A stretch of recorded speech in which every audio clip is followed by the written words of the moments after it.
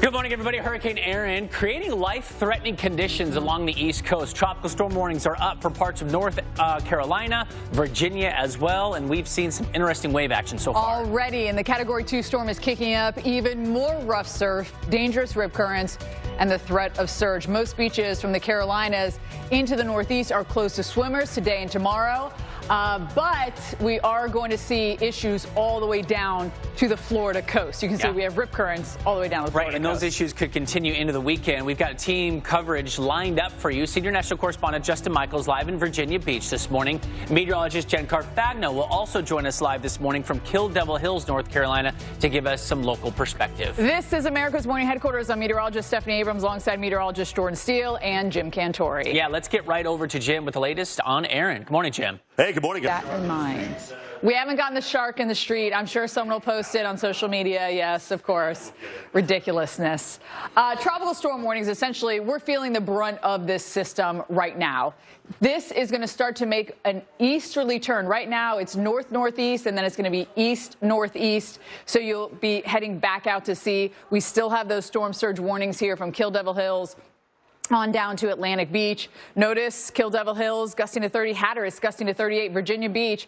Looks like Justin's wind instrument is right on here, gusting to 39 miles an hour for us, sustained around 20 to 25. Even Salisbury, Maryland, gusting to 29 miles an hour.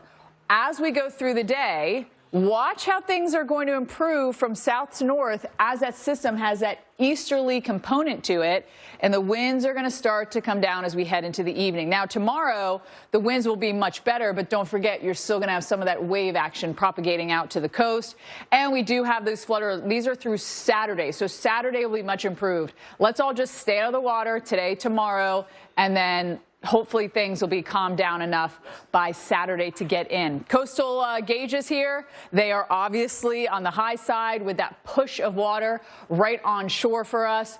And there it is for you. Notice right now we do have Atlantic City gusting to 28, and we do have some breezy conditions all the way up to Nantucket gusting to 22 miles an hour.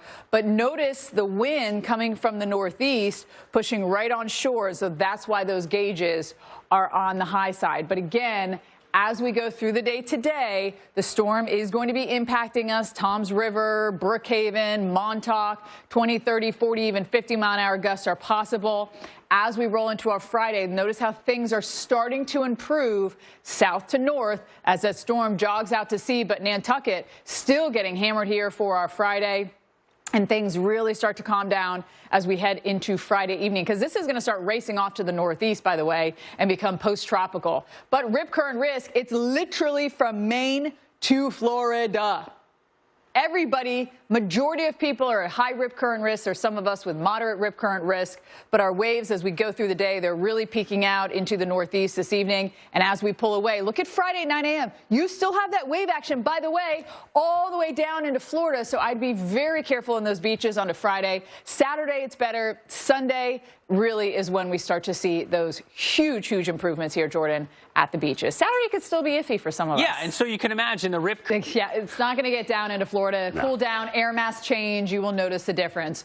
Well, we want to talk about Erin, and we are on storm alert in Virginia Beach, where a tropical storm warning is in effect. And senior national correspondent Justin Michaels is there as it turns just offshore. Justin, how high have you seen that water come up? Have you seen any overwash? For instance, in the Outer Banks, they had to shut down parts of Highway 12 because of major overwash. We saw it kind of run up into some of the homes in those coastal areas. Did it get that high yet into Virginia Beach? And we want to get the very latest right now on Hurricane Erin. A Category 2 winds at 105 miles an hour, moving to the north-northeast at 17 miles an hour. This will turn to east-northeast as we head throughout the day, as the storm is finally going to take that easterly turn out to sea. Notice we're seeing some of that shear already starting to tear away at this storm, but this is the closest path it is coming to the East Coast, and obviously it is still cranking out the waves. It is a big storm as well. We are talking about our winds. 320 miles from the center is how far the tropical storm extends. So that means you have a storm that is 640 miles across. That is huge, and these big storms really are wave machines. Hurricane force winds extend 210 miles across the storm. So this is a big one. Now, what these systems do is they get energized by heat. They get energized by moisture. And so this storm actually was eating away at that ocean heat that's at the top level of the ocean. So here's a look at the heat content. And notice how you have some warmth down here where it came from. But you can actually see where Aaron has chewed away at some of that ocean heat content and has left a cold wake in its path. And what we've seen sometimes in the past is if you have a storm like this and then you have another one right behind it, it actually goes into that cold wake and it can fall apart. It's quite interesting, actually, to see. We do have a couple systems behind Aaron. We'll talk about those a little bit later. But notice here are those outermost spans. Some of them are just going to skirt the coast. But the bigger issue is going to be all that salt water. And I want to emphasize that a lot. Salt water that is flowing on shore. Obviously, that can rust out your car. It can rust out bikes, anything with metal, right? So keep that in mind. Here's a look at the storm right now. And as we go through the day, we are going to see the gusts improve from south to north as it takes that easterly turn out to sea. But it's pretty gusty. Look at our buoy gusting to 51 miles an hour, 51 miles an hour. Hatteras gusting to 58. Virginia Beach gusting to 41 miles an hour. And it's just at the coast. You'll have some breeze inland, but it's really right at the coast where we're closest to the storm and you have the less friction. Buoys measuring 36, 40-foot waves as you're closer to the center of this. And as they propagate out, obviously, they lose some of that energy when they are coming towards the coast. But you're talking 10, 15, 20-foot waves for us here along the East Coast. And there's a look at our buoy just under 40 feet for us here. And notice that surge flooding, we have it up to 2 feet where you have that onshore push of water, even with that northerly wind, bringing our waters up here about 2 feet. But it only takes about 6 inches of swiftly moving water to knock you off your feet. And Justin, as you well know, 2 feet to float and move a car. So it takes a lot less than people think. And that's why I'm not walking in the ocean today. On the southern part of the Peach State, Jim and Steph. So this will kind of give us an idea of where to battle the rain this upcoming weekend. Over to you. Well, raw emotion filled a Texas Senate committee room. Parents still reeling from the deadly flooding at Camp Mystic near Kerr County, Texas, sharing their heartbreaking stories of loss.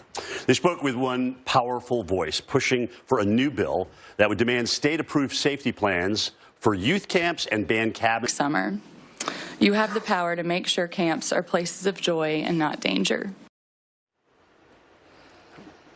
The committee plans to make some more additions to the bill before sending it to the full Senate. The vote is expected tonight. Guys, this is just tough to watch as it was happening, but now, certainly to hear, from.